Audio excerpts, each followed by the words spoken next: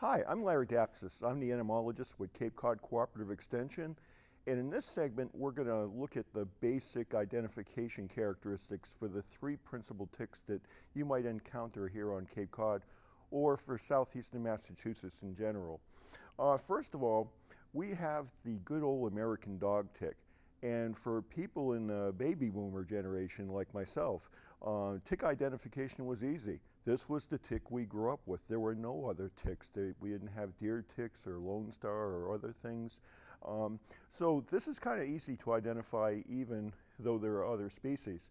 So on the far right, that's an adult male, and they have dark brown coloring and these creamy beige lines. We don't worry so much about the adult male ticks because they basically don't feed. It's these female ticks, the adult female.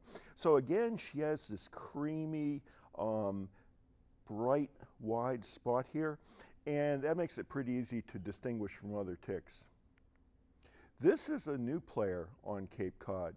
This is the Lone Star tick.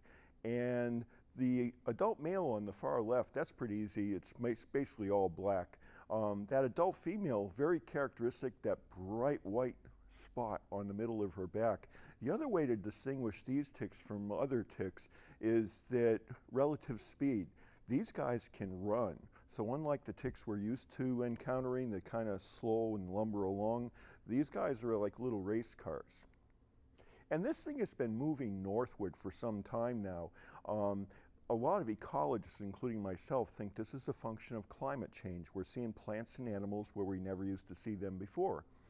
And up until, say, 2012, the northernmost points of detected populations was really on the islands of Noshaw, Cuttyhunk, Martha's Vineyard, and Nantucket.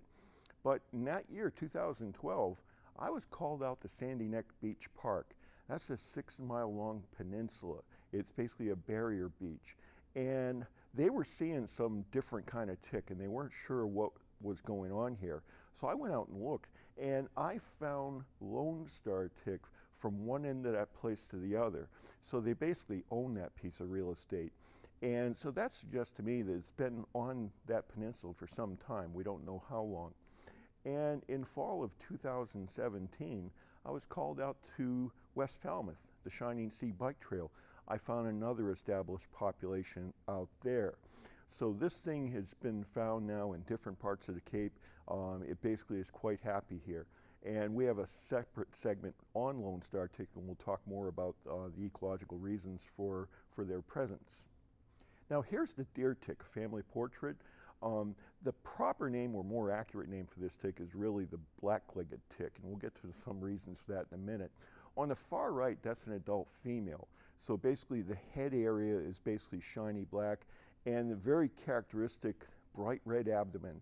Again, the males are very dark, almost black, and again, we don't worry about the adult males. Now the immature stages, the nymphs and the larvae, they're kind of hard to identify by the naked eye. If you have a very small tick on you during the summer months, just by virtue of population size of deer ticks versus other ticks, it's likely to be a deer tick, but the best way to do is send it in for me to put it under a microscope and I can identify it in a couple seconds. Now, the relative size of these ticks is something we try and give people in an analogy using bagel toppings. Just how large is an adult stage deer tick? How large is a nymph stage tick? Well, that adult stage tick, they're about the size of a sesame seed. So they're fairly large, readily seen, but that nymph stage tick is the size of a poppy seed. So something the size of a poppy seed with 8 legs, a bad attitude, and can plant you on your behind for a long time. Now, why the name deer tick is a misnomer? This thing has been documented to be associated with 125 different vertebrate hosts. So it's not just about deer, it's not just about mice. This is a very complex ecosystem. There's a lot of moving parts. The rodents are very important here. The mice, the chipmunks, the squirrels, the rats, they're what we call competent hosts. And what we mean by competency is that these animals have the ability to harbor the Lyme disease bacteria and transmit it back into the tick population. So it's kind of like microbial ping pong. Birds play a role in a couple different ways. We already talked about birds as, being able to move ticks around great distances, but there are some birds that are reservoir hosts for this Lyme disease bacteria, including songbirds like our American robin and our good old friend the wild turkey. Then we've got a bunch of creatures, they're incompetent hosts, okay? The deer, the raccoons, the coyotes, they cannot infect a tick, okay? That's a misunderstanding, okay? It's just bad information. But what they can do is supply blood meal and keep that tick population rolling along. The winters, okay? I get calls from people all the time, including the media. Larry, we had a harsh winter. What did that do to the tick population? And I tell them my answer is the same as last year and the year before. It did absolutely nothing. And winters here in Cape Cod are really all that harsh? No, it's a matter of perspective. When I worked in the cranberry industry, I spent 24 years traveling to Wisconsin, where I was known by the name Misha. Now, Wisconsin has real winters. 25 below zero for extended periods of time is not all that unusual. And in Wisconsin, deer ticks are very healthy, and Wisconsin's quite endemic for Lyme disease.